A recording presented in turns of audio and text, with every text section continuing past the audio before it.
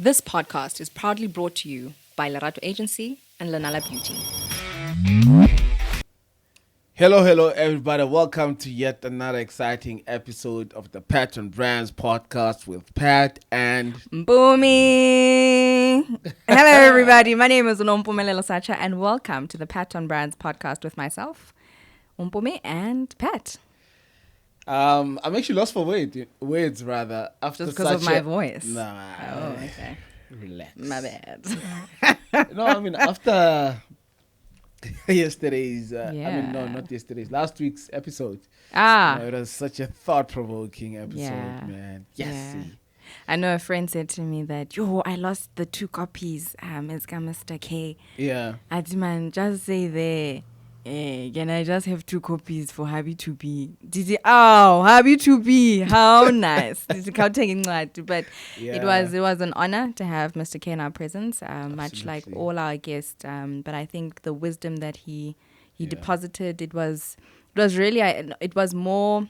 Because in fact, the I remember when we were trying to decide the burning question to attach to the podcast.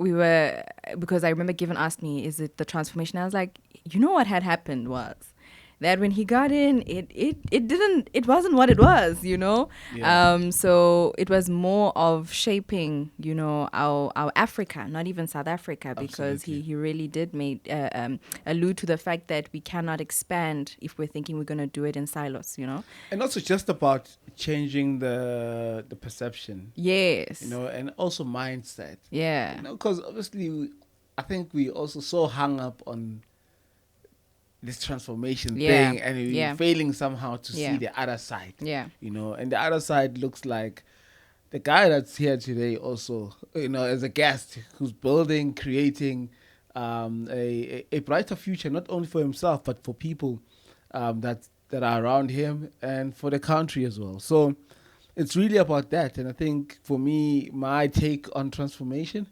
has fundamentally changed. That's great, because I know that was your top priority. But I think you're mandated to be a custodian of making sure that narrative, because even if that, like we say, I know you were talking about the staging which had happened in 2014 already. Yeah. But how X number of years, we're almost 10 years in, and there's still, issues. And I think to your celebrity moment when I was watching the interview with Bradenzo on ENCA, you did mention that the whole point of Yoba is the fact that we're saying, let's have these brands that are youth, let's build these brands, and then we as agencies can actually, service and becoming, help them in terms of advertising and marketing and partner up with them, Absolutely. sort of top down, instead of how we were looking at it, is that get a multinational, get these big accounts. But now we're saying, okay, let's start together. So when you're actually going out there, we're the brands that you're saying in America, no guys, you need to use the agency in South Africa, yet you still have pockets in those countries. In Africa, I believe in going up. And also, I think for the longest time we've been consumers, certainly we've been always, importing stuff. Yeah. And what are we taking to the world? And I remember actually, I think it was Business Management 3. Yeah. And the lecturer, International Business, it was called, said something quite interesting about, South Africa in terms of imports and exports. She was like, so what are we taking to the world? Yeah. We can't say we're taking vuvuzelas. That's a proud South African thing, So what are we taking to the world? I think something that also, sparked my thoughts was also Mr. K mentioned something about stories. Yeah. And I think we were also talking about the importance of and how I think we could really sum up the conversation in terms of branding, or reel it back to branding, was that we have this, amazing way of telling stories as African individuals. I mean, a story is not going to be, Mom, I went to the shop. Yo, ngati. It has meat, it has essence. Absolutely. And that's how we're telling stories of brands. And that's what brand story is. So we should be selling, that narrative. I think when we have these communication experts, and which we have one in here in our presence, we're able to say, guys, how do we then, build this narrative? And it doesn't necessarily have to be the narrative of a Kasi story, but there's story, there's essence in what we're selling.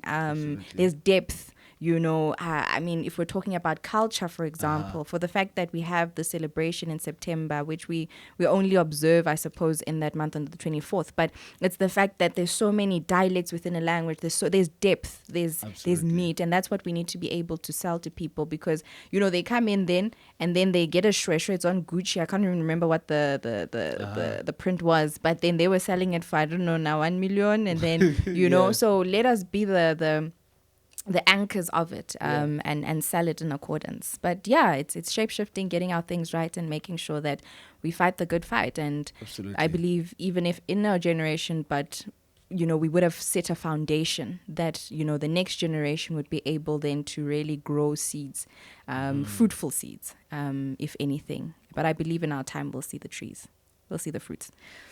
But 100%, and also just speaking about Yoba, Yoba is the Youth Owned Brands Awards, which is an initiative of Pattern Brands, if you don't know. Boo, boo, boo, boo. So the nominations are open. It's been a week now. We've seen a tremendous traffic to our website, people nominating their favorite Youth Owned Brands. We've got 16 categories ranging from apparel, accessories, food, technology, NPOs, agriculture, NPOs, which really caught Bradens. I saw young people that are doing great things in that space, building brands in the NPO space. So you're more than welcome to enter. Media is also another one. And actually, I just had an interview this morning on Peli FM. Kopitori. Yo, Maringda. Do you know what I was actually born Kopitori? You remember? I remembered when you told me about Kukalafong. Yeah, you. Kukalafong. Nagamfala pirara. So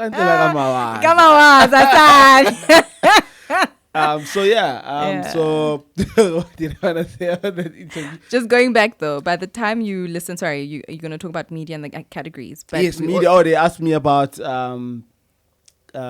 like if someone has a YouTube channel, which does that count? Does that count? Yeah. I'm like, that's new media. Yeah. You know what I mean? So you've got your media platform that you're building online. You've got this brand. It's growing. It's going on. So you can still enter, So is Pattern Brands also going to enter as a media platform? Just checking. No, look, there's this song. Nepotism. You know the song? Lifestyle. Yeah. That guy says okay. Wow. By the time you listen to this episode 24, it will be probably a day before or 2 days before the closing of the nominations. Yeah, we might extend it, but please do not wait for that. Yes, so make sure to please, within that 2 days then, if there's no extension and you don't see anything on the @Pattern Brands pages, make sure to nominate Tsala. Don't just love them. Oh, Tsala, you're doing great. Exactly. Nominate them, whether it's in engineering, whatever industry, and according to those 16, please make sure to go to the patternbrands.com website. And you'll be able then to awards tab there. Yeah, there's an awards tab. Make sure then to see the nominations, what it includes, how to nominate, and like I say, I think what's imperative by the time you hear this is the date and the closure of that. Sure. But now whilst we're still on Yoba, we have a celeb in our ambience. Don't worry, the guest, which we'll introduce shortly, and myself are smitten. We are hailing the king who was on Braden's Braden Moyane's show on ENCA. I think also what's quite a momentous moment is that we usually were watching Jeremy Maggs, from a TV, and now you were on that stage. So actually, it was my first ENCA interview. Look at that. And Shem, you were always finding interviews for clients. SABC wabatse. Yeah. ENCA wabatse. And it was. But for me, that interview when they played the video, the promo video that we did, that you so eloquently, told that story about the awards, and that Stabila must give to Stabila. She wrote. No, I remember the Friday when we were takanting. I was like, okay, but no, she did. She wrote absolutely amazing. That promo, that ad, and obviously Paul, who put everything together, you know. And for me, when they said, take a listen to this, and I thought they were going to play some video from, and they played. When the June 16, 1976. Absolutely. And I almost like cried. It was like our work is getting played on TV, and it's just, but it was really a momentous occasion being there. I think it's also quite beautiful to, you never really get, you have your Forbes now, you never really get to listen to the emotion and maybe close enough for me to see kind of how did it make you feel, the struggle. Well, get to how it made me feel, but to know the back end, to know when I see that Impandla Kula, then when there's a media partner Impandla they come back, and so forth, but just to go through that ups and downs, and then having to see this on TV. I think for me, when I sent you a message, it was really to say, hey, Sibali, from when I saw you to now, Bafo. People know even before then, but this is absolutely amazing. It was surreal. It was really, and I think, like I say, the interview, you touched. Did you prepare? Did they give you questions beforehand? No. Because I know you also. You were just there's two two parts. You can never be too prepared for these things, because they'll throw you a question that will throw you off. But you covered the Yoba story absolutely amazing. You touched on important parts. I won't lie, lately you compliment me a lot. I'm an amazing person. Just generally. Listen to that, yet I'm the bigger person. Yeah. But anyway, that was Pat on ENCA with Ndade Dan Moyani. If you guys have not seen it, please make sure to tune in to @Patan_Mahlangu. I think I saw you posted there. I don't know. It is there. There's a young reel that takes you between the shots and everything, the whole journey. The makeup. Yeah, so that, but then again, it's it is everywhere. It is everywhere. You can also send me a DM. I'll send you the link. I want as many people to watch that interview. Follow me. I'll give you the link. But that is Yoba. I think we can't talk too much about it, but we'll talk forever. Yeah, and also big announcements coming up. So we've got our media partner, got our category sponsor that we're going to be announcing. And we're still working hard at that headline sponsor. If you're a brand and you want to be part of the movement, and you're listening to this, how do you want to get involved? Please hit us up, man. This is big. They have no idea, because what we're trying to do is... Guys, I'm a host. That's all I know. What we're trying to do is that every young person in this country that starts a brand and a business thinks of how this brand is going to grow and one day be recognized on the top 16. Sure. We want to be what the Grammys are in the music industry. Sure. If you are an artist from anywhere in the world, and these awards surpass Forbes 30 under 30. And which is true. Funny enough though, you remember when we were having a conversation to say, it's cutting at this yapela and askaga achieve, but after 30, literally though, after 30, you're seeing that, that strive is now coming, but now you've missed the Forbes now. So no, like I say, I'm saving Zoham to tell them to give recognition to other people. It's not for me. Yes. But that'll come in its own time. But what I'm doing right now is I'm just building. I'm just creating a name for myself. Even after having coming up with what we come up, there'll still be some people with audacity that'll question my credibility and our credibility. Oh, certainly. As a even it's a fight in corporate, it's fight everywhere. Absolutely. But we're building stuff from ground up. No seed funding, no investment, nothing. And we're just growing these things. And for me, that's what makes me sleep better at night. Yeah. Okay. That's Yoma. Anything else? I know you spoke about Cotton Fest. It's happening. It's happening.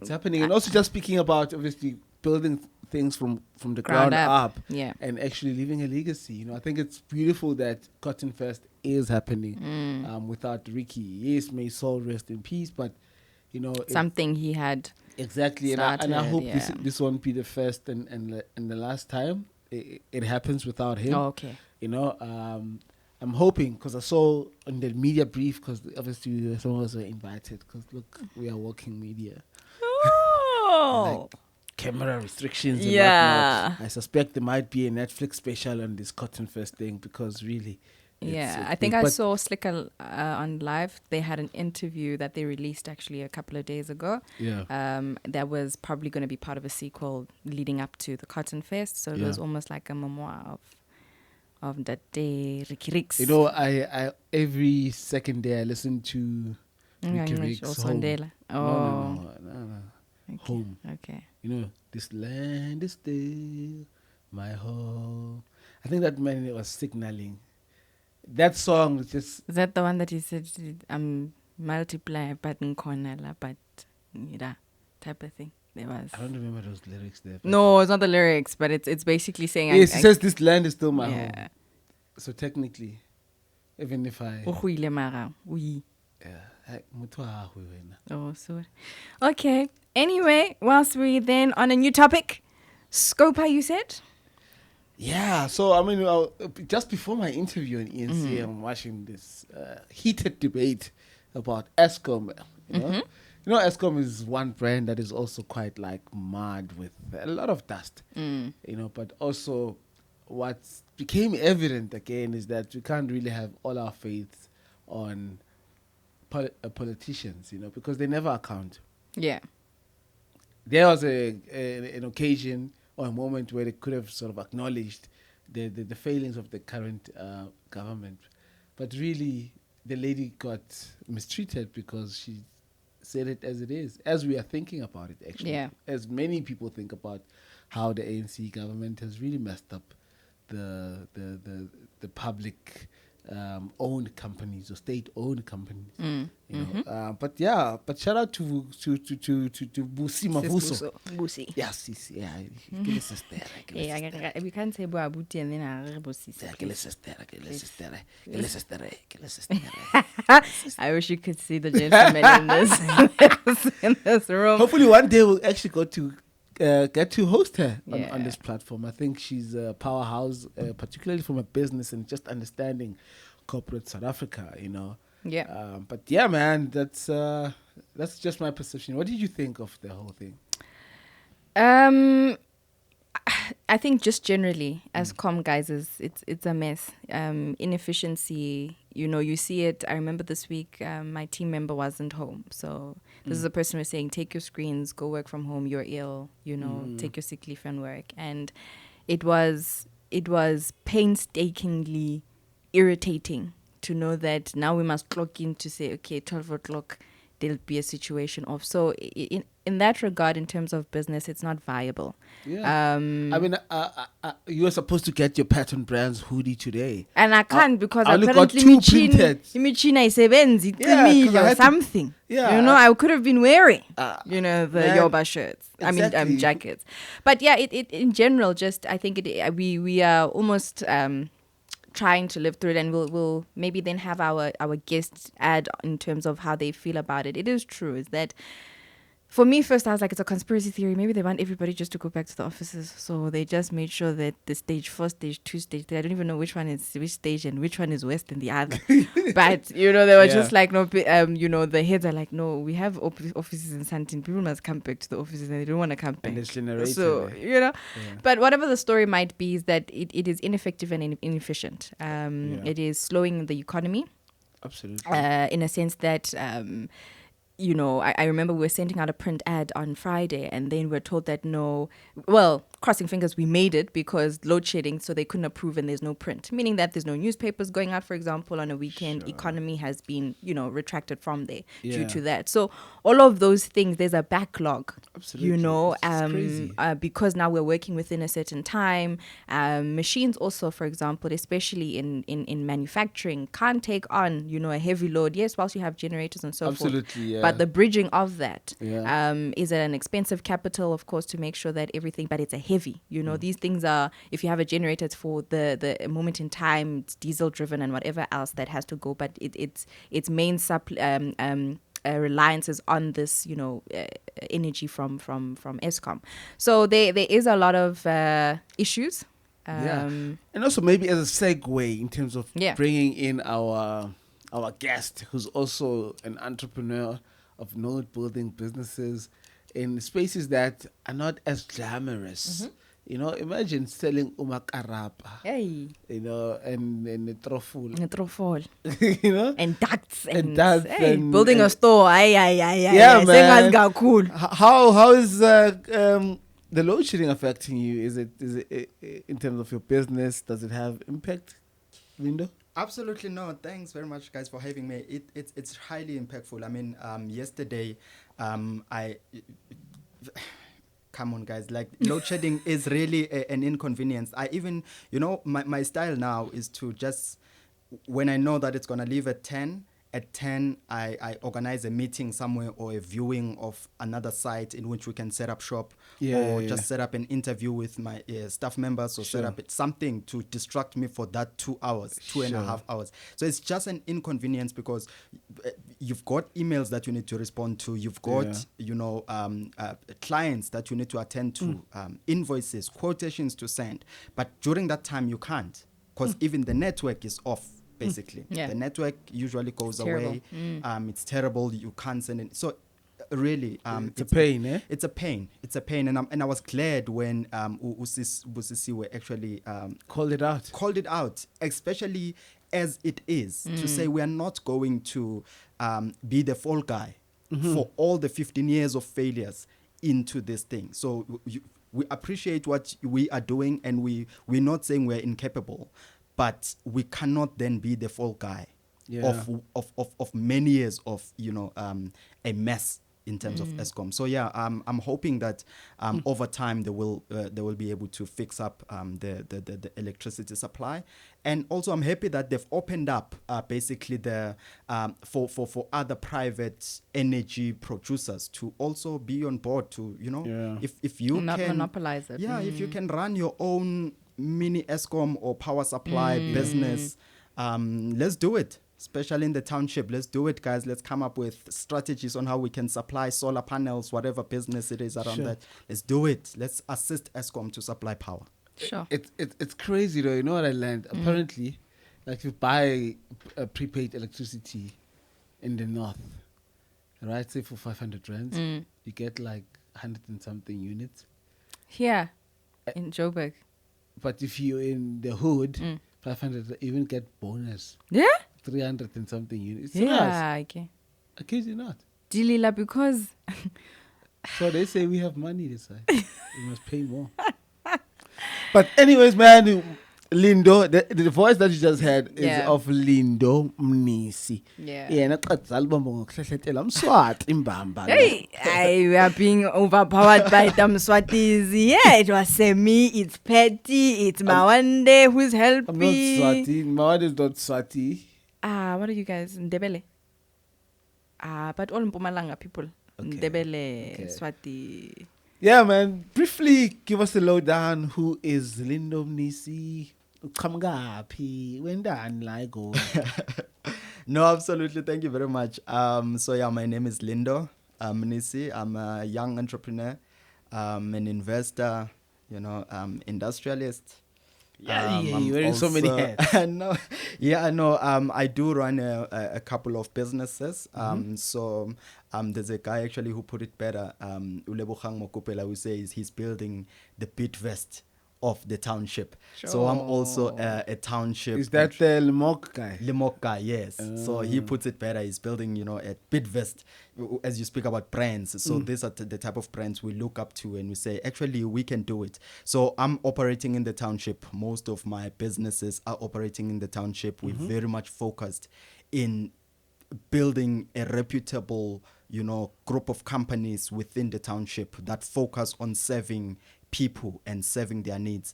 I will speak broadly about some of the businesses that we do and the reasoning behind them. I'm just an entrepreneur. Do you stay in the township? I live in the township. Okay. I live in the township. I live in the township, yeah. But anyway, no, tell us more about. I know you were a journalist, umsakazi guy, and found yourself now in communications, and of course we'll talk about you now being the kharaf guy. But take us through that journey. I think for many times people.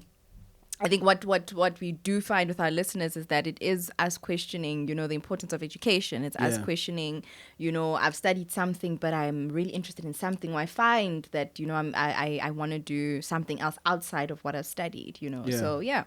Yeah. No, I studied journalism. So I have a qualification in journalism, and I've worked as a journalist. Really? So, yeah, I've worked as a journalist. For which publication? I started firstly in my journey in journalism as a student assistant, which was assisting at varsity. As a student assistant. Which varsity? TUT. So I'm a product of the Tshwane University of Technology, Soshanguve campus. Yo, the rowdy TCE. one. Yes. That was us. So we were doing stories. What was your year? In 2011, my first year. Oh, okay. 2011, 2012. Oh, that was before Fees Must Fall, before you started turning No, trust me, police TUT vans has always had down. its own Fees Must Fall. TUT has It's just unfortunately, it was not documented.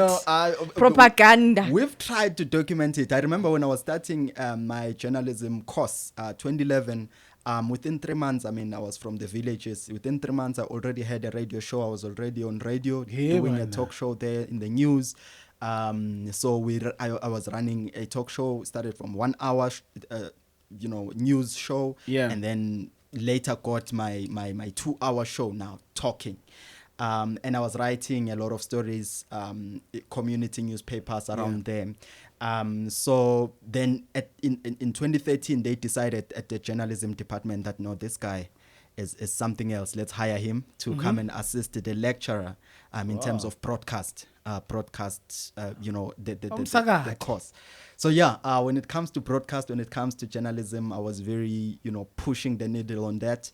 And then in 2013, I had to decide now to say, if I am to scale this thing up and go, broadly national, I need to find myself in those bigger platforms. So I'm not the guy that sends a CV, because I feel like, everyone sends a CV. So I put together a strategy and a proposal, TV proposal, when ANN7 was about to launch. The Guptas were about to launch their TV show. Put together a nice proposal. So you're one of the beneficiaries then? No, I was one of the people that did the groundwork. Yeah. No, we worked there. Okay. So I sent through the proposal. They loved the proposal. And they said, come on, man, please come and join us. Just before ANN7 launched, I came through. They took the show, gave it to Arthur Mafukate to run it. And then I was then... what was your ambition? To be on camera? Or? Yeah, to be quite honest with you, I wanted to be, one of the, at least a contributor in the show. Yeah. If I'm not, because I was still young. He was more experienced. He had, and he was more popular. He was more popular, so I was just a student basically, because I was yet to graduate. So they gave it to him. He ran it, and then I was then a journalist for. Did he run it as you had planned it? Yeah, I was quite happy with how he ran it. Yeah, I was quite happy with how it happened. Okay. No, absolutely. And then 2014, I then joined ENCA. So I'm just listing the platforms I've worked in. I've worked at ENCA as a journalist as well, news gatherer. And then I left when the business bug bite. In 2015 December, I left journalism completely. To go where? To go to entrepreneurship. So I started a company called Ipupo Clothing Manufacturers. Ipupo Clothing Manufacturers. We were manufacturing your graduation attires, your traditional attire. So we were one of the very upcoming producers and suppliers of graduation attires. We were supplying your TUT Witbank, your TUT, basically all institutions in South Africa, because we were sending attires every day to different parts of South Africa, because we knew how to manufacture every faculty belt, at DUT, at WUSU, at whatever. We just knew which belt to produce. And at our peak, we had about 10 employees in our factory. And at the time, I think I was 23 years old. So you had a factory? Yeah, we had a factory. I was 23 and I had just left journalism. I started while I was still a journalist, and then I left a few months later. Have you ever received any funding for businesses? Trust me, in my whole life, I haven't been lucky to be given anything. I'm surprised you're saying lucky to be given anything, because I feel like there's a negative sort of perception around getting funding, especially entrepreneurs, black entrepreneurs that establish businesses without sort of any assistance from the government or from any funding institution, for that matter.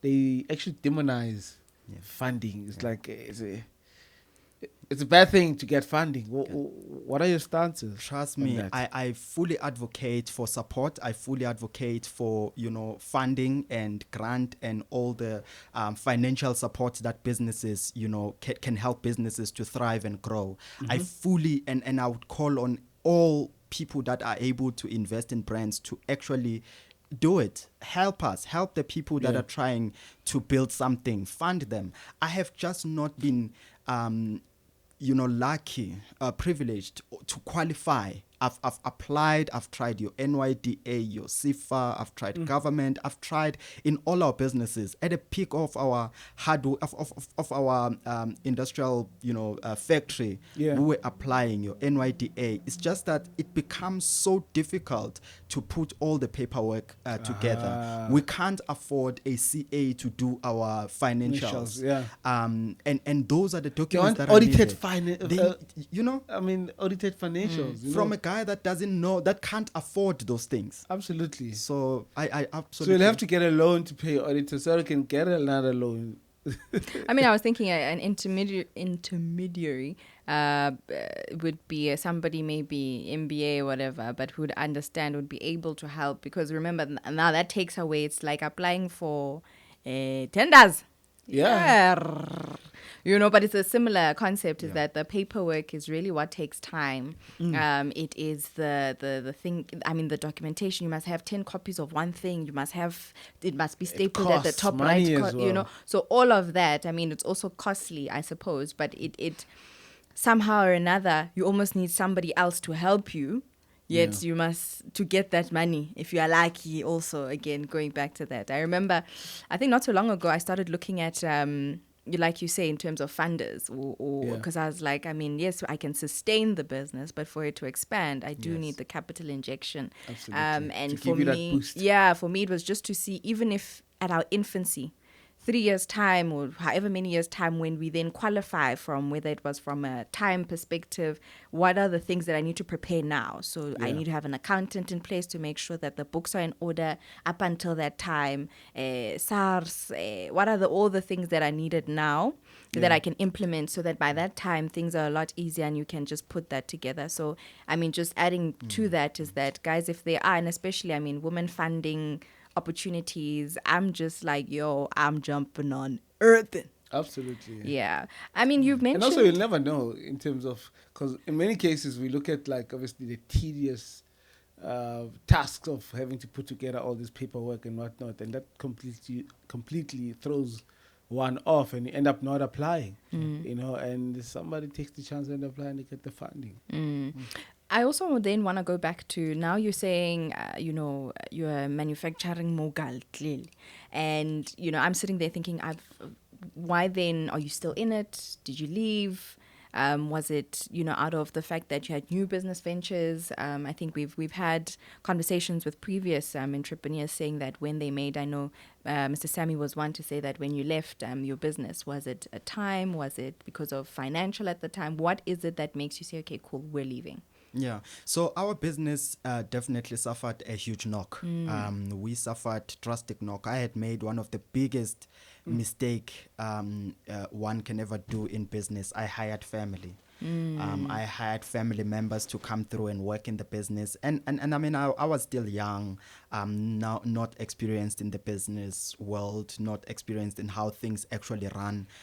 All that I had was a dream and a vision and, the stamina to stomach some of the challenges. Sure. But when the drastic ones came, we shut down. So what had happened is that my staff members at the time, including family, had now conspired and created their own caucus to now start selling the product without declaring to the business.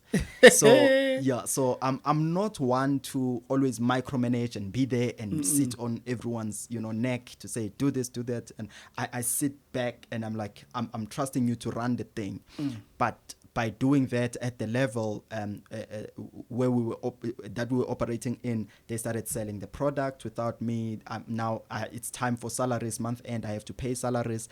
I'm realizing, no man, we're short on funds here. Absolutely. The last straw was when now they took a car, the car we were using, which was my car. They went for a delivery, and then on their way back, they passed by a very nice place where they sell good drinks. And they enjoyed a couple of drinks, and on their way back, they crashed into someone's car. Yes. And then it was at night. They are flat drunk. Now they're in hospital to go and get my car and fix that other person's car. Yeah. Went to the business. The business is loan funds. Took whatever was there. Took from my savings. Paid off that person's car. Insurance obviously will not have a conversation with me because you were not driving. Yeah. People were drunk. It was at night. All of that. So, in long story short, I had to just wind up the whole business, list all the machines. We had a lot of sewing machines. List all of them on OLX and Facebook Marketplace, Gumtree. List everything, and I told myself, if I ever start a business again, someone must just hang me, because I'm never going to start a business again. I'm just going to dust up my CV and go look for a job. And that's what I did. Luckily, when you have a backup, a qualification to fall back on, it becomes a little bit easier to get a job. So I landed a job in one of the top ad agencies, DNA Brand Architects. And that was I thought you were going to say the Rato agency. Yes, that's also at the time it wasn't there. Yeah, so I landed a job at DNA Brand Architect within a month of me starting to look for a job. Yeah, and it's one of the places that taught me everything I needed to learn about business and about operating, creating a culture for a business, making a business, be a brand, building a brand, because there we were building brands there. We were managing brands. Yeah. So when I left DNA now, trust me, I'm ready for the world. I'm ready for business. Interesting. And we are really. And I was just with the founder of DNA yesterday. Amazing. Actually. Yeah, we had a good chat, and I think he's no man. I was just in awe half the time, just being in that space. He has a 10-year-old black-owned agency, and it's just beautifully set up. The staff is professional. The energy is high. It is just remarkable, and I can only imagine, after having spent so much time there and around him, how much you learn. Absolutely. I learned everything from finances. So the way they operate there is that you are basically running a business within the business, because they allow you to run the finances. You do them. The pitching to clients, you do that. The managing of the client, everything you do within the business. So you are an entrepreneur within a business setup. Every single thing, the reporting, the financial reporting and everything, giving feedback to client, everything, you learn it on the job. So everything I've learned there in my 4 years tenure at DNA. So 4 years of that 10 years of the existence of DNA, I was there. Yeah. And trust me, it's one of the places I will always, praise and give appreciation to, for the person that I've then become soon after leaving. Because now you're a PR machine. Actually, how I got exposed to him, it was LinkedIn. I don't know how we even got connected, but he's always active on LinkedIn, this man, telling stories. He even went as far as shortening his name. How did that come about? No, so my full name is Lindo. So already that's a sentence. So actually I was dragged at some point about my name being long, and I got a little bit uncomfortable with people not being able to pronounce the name. And you speak about Pedi people, same black people, Pedi people not being able to pronounce the whole Lindo. So it's saying a lot of sorts of things. But now, because I want to be accessible, I want people to be comfortable around my name, around me. So I then came up with to say, let me make it easier for everyone, whether black, from a different culture, whether white, not being able to. Let me just be Lindo. Absolutely, because so also if you look at even some of the rich billionaires. Yes, they've shortened their names. They've shortened their names, just to make it easier. Jeff Bezos is Jeffrey Bezos is Jeff. A lot of billionaires, basically, their names are accessible. They are readable. Bill Gates. It's not the sentence names. Absolutely. So I was trying to it's be not accessible. Nompumelelo. It's Mpumi. So we will have this debate. But Lindo with 10 characters, my name has 11. And why I sent it or shared with Pat was because Lindo had a press statement, a press release regarding the change. I think PR machine. I think it was. I saw it was a screenshot on Instagram of it was written Lindo Guhlemnis, and I think it was an interview that you were having, and it was on SABC if I'm not mistaken. Yes, it looked like it was on SABC, and then there was this long thing. So I thought, now is he dying? What is going on? Because as it started, it was, I'm saddened to share. I was like, my goodness. It just needed press release. It needed the date. It needed a dash. And then it needed to say, a heading. But, I think... Today I've been taken a painful... but necessary to see. Yes. To cease like, identifying is he okay? as my full name, Lindo Guhlemnis. Yeah. And to start identifying as Lindo Mnisi. Here's why. And I give reasons. Before Pat shares, but basically it goes back to what you guys have mentioned in terms of, I think that's what you've said in that what I call a press release, where you've shared that, the and it goes back to accessibility. I still have the fight with Pat, and maybe it will change one day, but I always say that for me, you must first acknowledge that by virtue of declaring what the name means, which is success, and then I give you umpumi. So that's my fight with Pat every time around that. But needless to say, now we've moved. We've gone through the cycle of, and maybe just quickly on family. I look at, and I've worked with multinational brands that are family orientated, and I find that the family sitting on all the boards and so forth. So I don't know, and maybe it could be an opinion, just a quick one, in terms of saying, is it maybe by culture? If we're talking about Ubuntu, I believe we should be the custodians of Ubuntu, knowing that I can trust umalume, I can trust auntie. But is it maybe something that needs to switch in our minds? Because I find, because I'm in a family business of some sort, in the sense that, I've partnered with my sister for a business. And I think how we were raised are those values you find in how we interact with one another, because there'll be bicker here and there. How do we, I think one time when I was bickering with my sister outside of this, and I remember she says, you girls must learn how to, what was the word? But it was basically learn how to overcome, fights, and so forth. So those little things, and, parents have played a very pivotal role in helping us whilst we're working to get the business going. So by the time then we're saying, okay, we're full on, we are there, we have this. And, outside of that, then you are thinking, who else can I trust to come on board?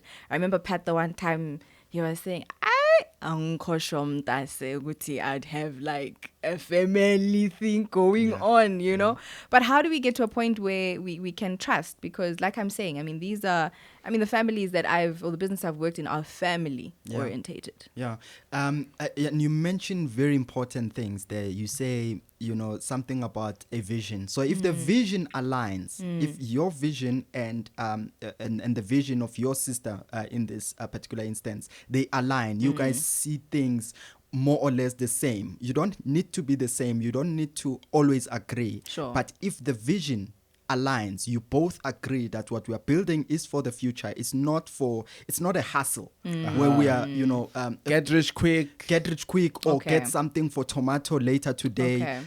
If the vision aligns to say this is the business, family is family, but when it comes to business, we are building it's totally different. So our challenge in my business was that I couldn't now, reprimand the team for work that needed to be done. Were they older than you? I'm the last born. Oh. That's another challenge. I'm the last born, and I'm very assertive. I come there, I'm like, I told you about this order and this order. We need to deliver to this client. And then they're like, no, but you can't talk to us like that. You need to, if you want to say something, you can't talk in front of the other strangers. Remember, 5 of the people, it's my cousin, my best friend, and my 2 big brothers, and another, and a cousin, I think 2 cousins, and then the other 5 is external people. Yeah, you can't talk to us in front of them. If you want to talk to us in that, call us. Pull us to the side. This is at work. We are at work. We are running a business. We've got orders that we need to deliver. So we must nurse egos. We must, we're not aligned in the vision. The vision is that we agree on your salary in advance before you start. When we make 50,000, it doesn't mean we need to split the 50,000. You still get what we agreed about. Now they then find that to be the money is then going, because it's going to the business, then it goes to Lindo. Then Lindo has 50,000 rents. It's not, so you are basically, you took us from Dondon and Mpumalanga to come at Josu to abuse us. Yeah. You brought us here to abuse us. So we are now going to start selling the things. So if the vision aligns and you guys, the plans and the mission is in sync in both parties, you are able to build a very successful family business. Sure. Talking about a successful business, obviously now you've got 2 businesses. As far as I'm concerned, maybe there's more because it's hard to keep up with these guys. You're in a very interesting space. I mean, hardware. Yes. As a young black person, having grown up in a rural area, I wouldn't see myself starting such a business. And I'm sure many other young people as well. It's a space that they wouldn't dare to, not even dare bother to enter into because it's not as exciting. Yeah, trust me. And how did that come about? Like, why hardware? Yeah, and you're speaking about Andorra hardware. That's our baby. That's our very new addition. But being a PR man, did you also consider the amount of mileage you'd get out of starting such a business? Trust me, I knew from the word go that, okay, this is not a sexy business. This is not a drip, a batu, or some fashion wear type of thing. This is a business that, it's pragmatic. Exactly. So it's not one that will, pull some nice people to gravitate towards. Influence. Yeah. But what I'm going to do, the way we do it, it's going to be so different that people who would otherwise not look at a hardware store will start looking into a hardware store and say, can a hardware actually be this popular and vibrant and so vibrant and so lively and so interesting? But and worse, the name is not even known. So we bring a name of the hardware that no one can relate to it. No one knows what it means. No one knows what it is and whatnot. And we bring that. We enter into a hardware space and we just make it so interesting and so lively and so vibrant. But how did it start? So I was obviously an investor. I'm a real estate investor. I ran a company called After 12 Properties. So we are in the business of developing and providing affordable accommodation for low-income earners in the townships. So we, buy properties that has a big enough space for us to build back rooms and just shape and reshape the look and feel of the township properties, because we're really building some nice back rooms, cottages, apartments. So in our business we build from the back room where you can pay about 1,000 rand, 1,200. We also have cottages that have now a shower or a toilet in where you can pay up 2,000, 2.5, and then we have apartments 4,000, 3.5 and all that. So we've scaled the business that well in the township. Wow. So while we were building those, it was a challenge for us to get the material in the township, to get the material to our site. So you spend a lot of money going to get building materials to your also site. So Andura is actually a feeder into a value chain for the property company. Exactly, yes. Also assisting the people that are building back rooms and building, constructing in the township, because the township is still a gold mine. There's still a lot of renovations that are still taking place. I mean, there's a lot of RDP houses that Abo Pet have now gone to school, they've now educated, they've gotten a job, they now need to come and, renovate their parents' house. Yeah. So there's a lot of development. By extend. So there's a lot of developments happening in the township. So what we are then doing is to then bring the convenience, bring hardware stores closer to the people so that it's very accessible. People can just take a wheelbarrow and push it to a hardware store and get a bag of cement and come and renovate their house, so that they don't spend exorbitant amounts of money to go and get building materials from the bigger hardware stores, which are far. Now we are rolling hardware stores closer to the people so that it's just convenient, it's just easy and very accessible and very affordable in terms of price, but still provide quality products that are very much SAPS approved and just do things differently within that space. So how easy or difficult was it to start in terms of maybe just, I suspect, like for example, cement. Yeah. Do you source it directly from, if it's PPC or if it's Dangote, directly from them, because you're a small guy, you can't take a truck full of cement order. Trust me, the challenges are a lot of challenges that we've had to go through. I mean, we are a small player. We started the hardware store. Our first branch opened in 2020, and then through 2020, in the peak of the pandemic. In the peak of the pandemic, we were like, you are crazy. We are going for this thing. So we opened our first branch. We started small. Where is it? Empty shelves in the Midrand area. So it's in Calfontaine. Calfontaine is in falls under Midrand, but some say it's Tembisa. We are happy with both. It's like those people in Ivory saying, stay in Midrand. It's because geographically it falls under Midrand, but it's the bundus of Midrand. It's like what? Let me think. Alex, you say if you stay in Alex and you say you stay in Sentin. No. But Alex is not geographically is not in the Sentin. Okay. Whilst we hear these geo people, what I wanted to maybe touch on, whilst Pat is still trying to figure out his anecdote here. You've and maybe the interest. I remember when I was walking in, we call it Adendorf, and Adendorf was basically then, I think when we were doing retail, and just because we live on a plot, so we got to know about machines and so forth. And I remember when we went to the Northwest, there was property we bought, and this is me, a girl, walking into Adendorf already. Before, you just want cement, you are or you want a brick machine or whatever.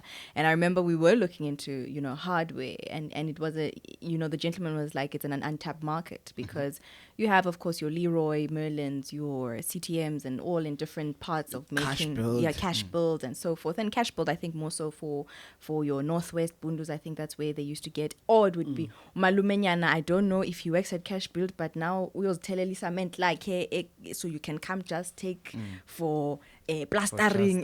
Busy, so you got into understanding, this industry.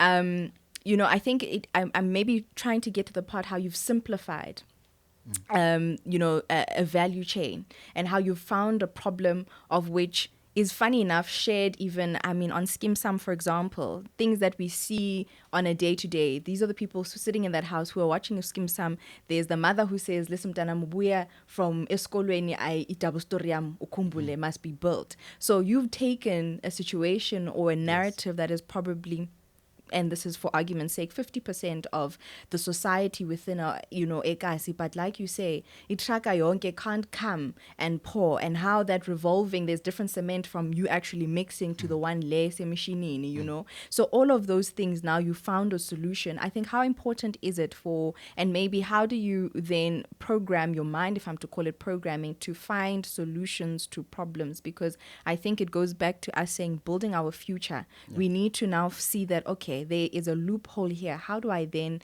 find a solution to this? And I don't know if education plays a part in that, or is it far beyond that? What is it maybe that we need to start as a youth getting into? Because I think it will affect or impact, the 60 odd % of unemployed youth that we're talking about. Yeah. So I like that question, and it links back to what Pat was doing in terms of how do we then bring in the products when we basically, we can't afford the truckloads of cement and everything. How do we then maneuver around that? So ours, and I'll come to your question, ours was to say we understand the scale at which we are operating. We're still very small, and we are operating very differently than the bigger hardware stores. They will have all the pallets of cement and whatnot. Ours is to bring a sizable amount into the township so that people can just come in for those 1 bag, 2 bag, 3 bags and exactly.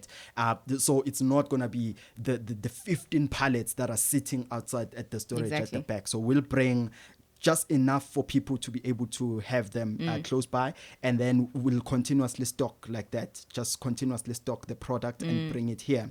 And then ours is to just ensure that we bring the convenience, bring the products close by to the people, and we then program our minds to understand that we're building from the ground. Because remember, and we've mentioned this earlier, in terms of the funding and the big size of pockets, we don't have those. So we are working with what we have. But what we have done now, what we are trying to integrate into, is to ensure that we are able to supply even bigger projects, government projects. And what we've done in terms of that is to partner now with manufacturers in all different provinces. So we've gone to manufacturers in the Eastern Cape, manufacturers in all the plants like cement, all the plants, we've got an account there. So if there's a project that's happening in the Eastern Cape, do they give you credit facility as well? Do you have access to that? Yeah, we're still young. So we're still young. We are still building a profile. Remember, we started in 2020, 2021. Obviously, we've finished the whole financial year now. So we've sent through our financial statement. But what we've been operating in has always been cash on delivery. So COD in most of our suppliers. But now with the track record that we've now built, we are now getting a lot of these suppliers credit, now, allowing a 30-day credit facility. But most of our stock is still fully owned by us, and we've got 2 branches now, and we are about to unleash ourselves to other townships. Because we're getting the support that we, when I hear you speak, I can still hear the broadcast I knew. So that's what I do, basically, even in the business. I get the guys, the right guys, and we've got the greatest of teams, people who run the thing, who know how to run a retail store, who know how to, we've got someone who has a qualification in HR, who is a manager in the store. We've got a person who's qualified in the business accounting things. They run. Mine is to go out there and speak to Pat and make sure that Pat understands that a hardware store may not be sexy, but we are about to change the narrative, and we will build a chain of hardwares that will be reputable and respected. Mine is to go out there and make sure that people understand. Tell the story. We've got a beautiful story we are building here. Fantastic, man. I mean, you spoke about obviously having a team of competent people and graduates. Actually, just this week, there's been a story that was making rounds online about a man in Sandton who's what do they call it? I don't want to say. I feel like a janitor. Not even a janitor. Janitor is a cleaner. The guys that pick up waste, who's actually on a mission to finish his master's. Oh yes, I saw that degree. One. Yeah, it was a very inspirational story. And I was having this chat with my running partner, and also I think with you as well. You got your first job when you're still at varsity, technically. Yeah. And I think the biggest mistake that many people, now speaking about the high unemployment rate, and also the high number of graduates without jobs, is that when they are in varsities or institutions of higher learning, they don't want to apply themselves in the real world, in the real economy, and hiding behind the fact that it's going to disturb me in my studies. But I think it's important that that message also gets out, that actually you get your first job whilst you still studying, whilst you're still at university, that's where you get your first job. What do you think? And I mean, as a young leader, I consider you as a leader, and I consider you as a bright mind, man. I think it's been 2 years since we started connecting on LinkedIn and sort of started seeing your posts and the drive around Andura and the PR that, of course, you've been enjoying. What do you think is the solve around the high unemployment rate in the country? Yeah, so I do a lot of reading, and I just read a very important document that the Gauteng government, the Gauteng legislature has come up with. They've got some nice, amazing platforms in which they are really.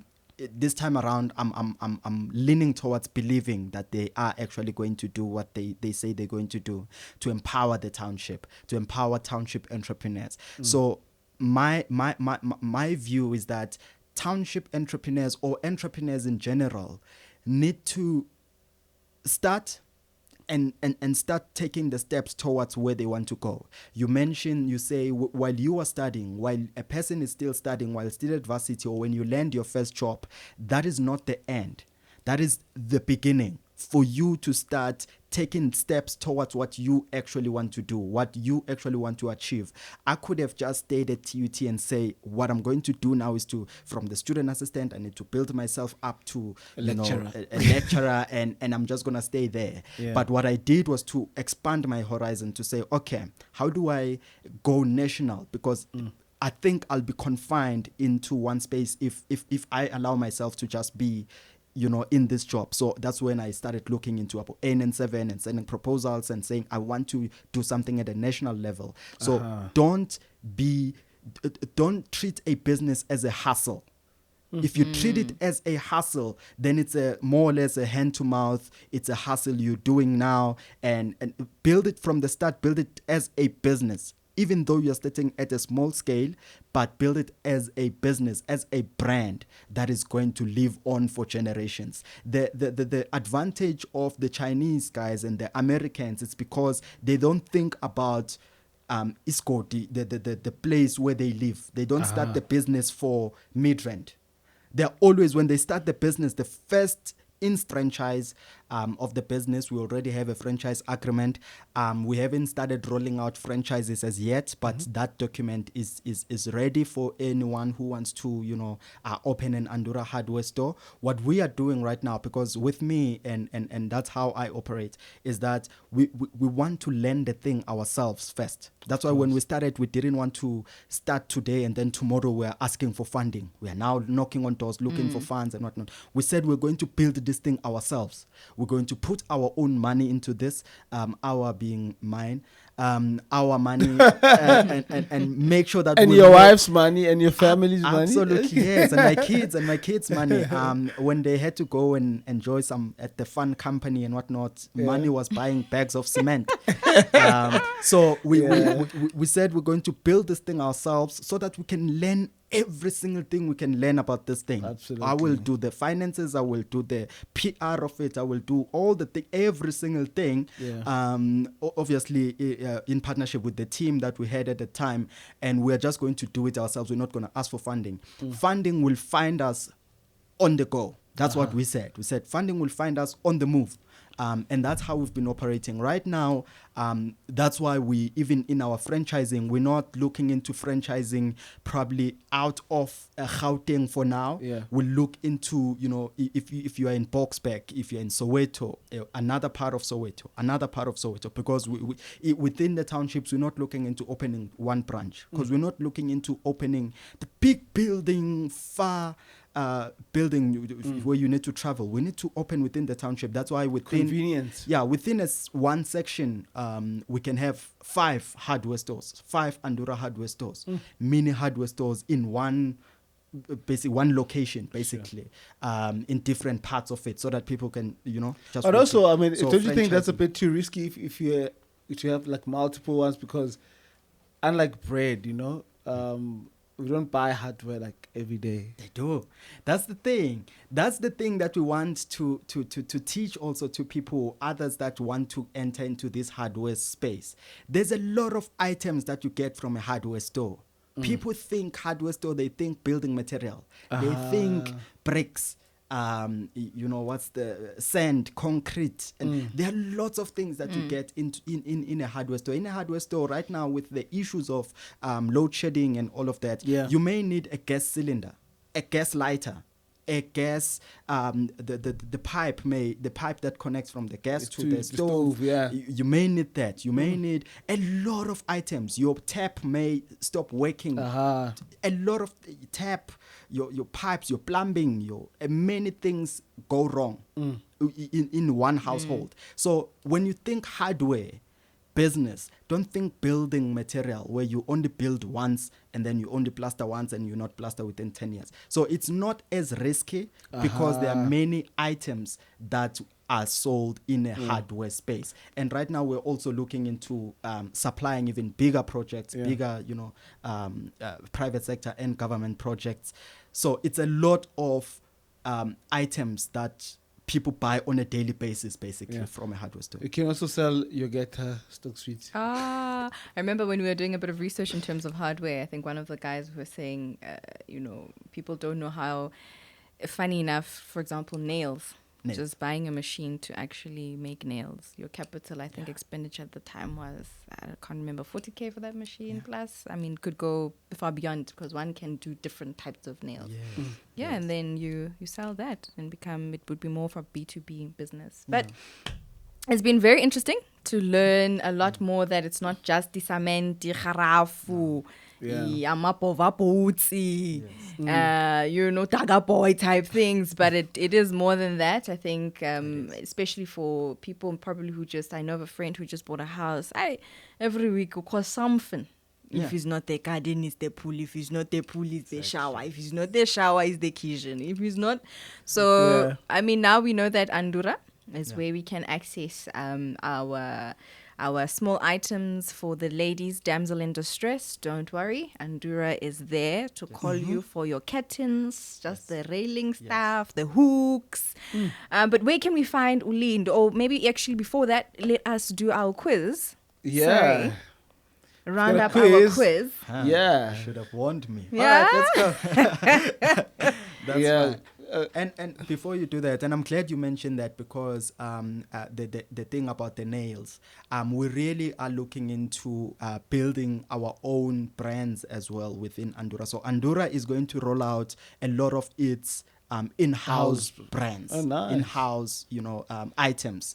We've already started. We've got our own thinners that we roll out. We're gonna just soon we're gonna be having our own wood glue, PVC glue. So all the items, and we're also gonna be having our own paint, Andura paint, and all this. So all those items, your nails, we might just have to get that machine as well and start manufacturing and producing our own in-house nails. And that is how we intend to operate and do the business. We're going to have in-house products, top quality, because remember, another thing is to give good reputation to township businesses. We need to eliminate the narrative that exists that township and business, that means mediocre. And we are about to make sure that that narrative fades away. And I'm glad we've gotten a lot of township-based entrepreneurs that are also riding on the same wavelength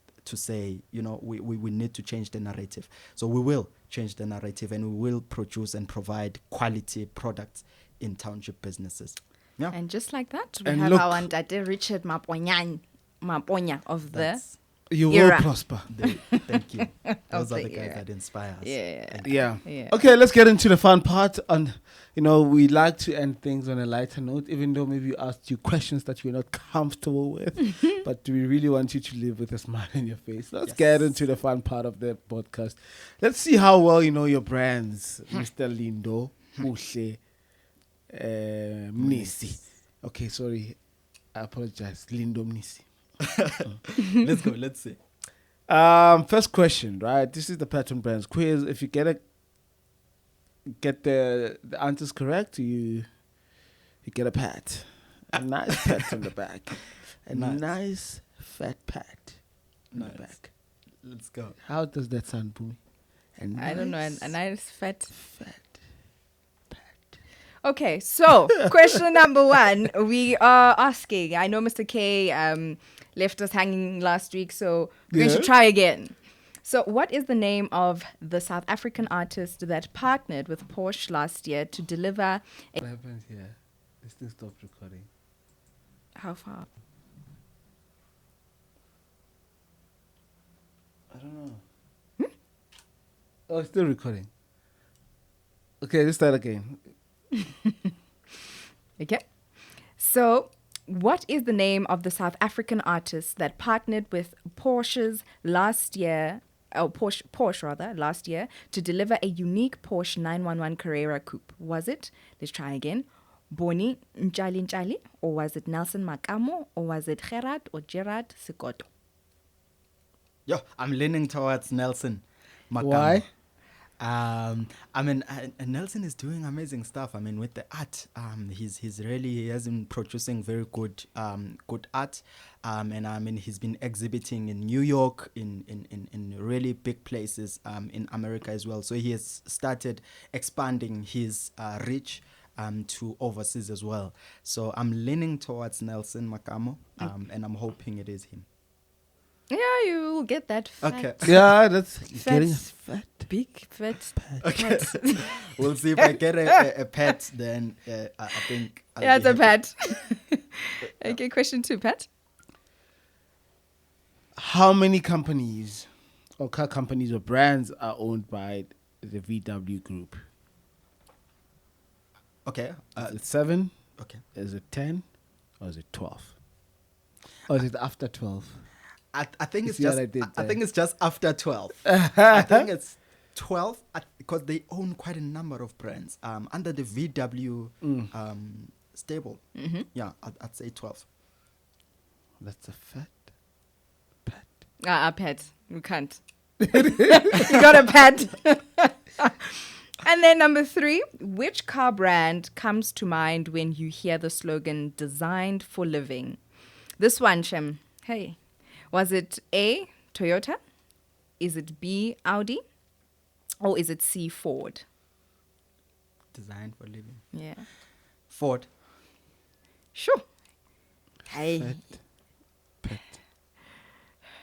You got a pet. That's it. Okay.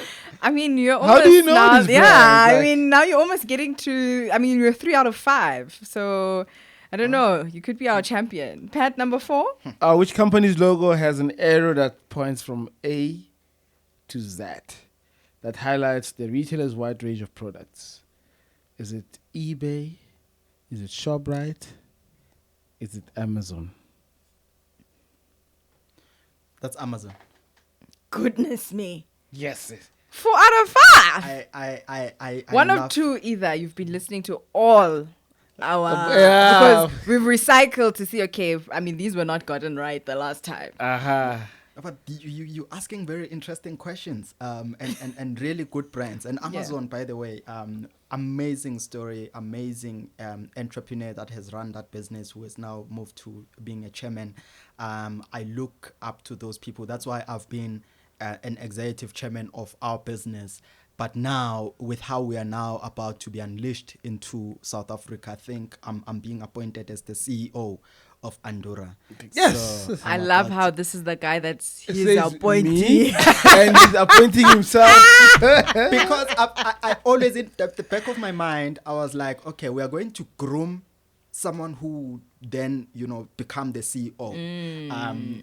But right now, with the way we are going, I'm going to be the CEO and not be the chairman. I love that. So yeah, so Jeff Bezos, one guy I look up to. We read their stories, we see how they think. So it's amazing. Yeah. Sure.